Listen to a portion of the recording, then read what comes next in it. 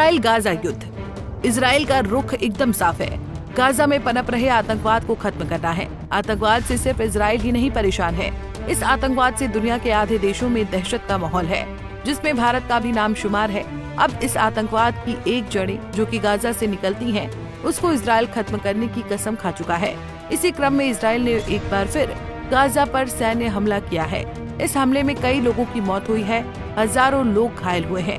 चलिए इस वीडियो में जानते हैं कि इजराइल के हमले से गाजा में कितना नुकसान हुआ। आखिर इजराइल के पीएम ने गाजा को लेकर क्या कसम खाई है। आखिर गाजा को लेकर इजराइल के पीएम ने क्या ऐलान किया है। चलिए इस वीडियो में इन सब बिंदुओं पर सिलसिलेवार तरीके से समझते हैं। दरअसल इजराइल ने फिर सैन्य कार्रवाई शुरू की। अब इजराइल ने गाजा के पूरे क्षेत्र को युद्ध क्षेत्र घोषित कर दिया है। न्यूज एजेंसी एपी के अनुसार इजराइल के गाजा पर किए हमलों में 64 लोगों की मौत हुई है, जबकि बड़ी संख्या में लोग घायल हुए हैं। गाजा पर ये कार्रवाई ऐसे समय पर हुई है जब इजराइल के प्रधानमंत्री बेंजामिन नेतन्याहू ने कसम खाई है कि गाजा पर पूरी तरह कब्जा करके वहां पर पनप रहे आतंकियों को मिट्टी में मिला देंगे। वहीं इजराइल के इस हमले के बाद कई देशों ने आपत्ति जताई। इजराइल के हमले के बाद संयुक्त राष्ट्र संघ ने एक चेतावनी जारी की। इजराइल के गाजा पर हमले के बाद संयुक्त राष्ट्र संघ ने एक चेतावनी दी है। संयुक्त राष्ट्र संघ ने अनुमान लगाया है कि यदि युद्धग्रस्त गाजा में और अधिक सहायता नहीं पहुंची तो गाजा की सड़कों पर लाशों का अंबार देखने को मिल सकता है। संयुक्त राष्ट्र संघ ने कहा कि गाजा में 48 घंटे में खाने पीने का सामान नहीं पहुंचा तो करीब 14,000 बच्चों की मौत हो सकती है।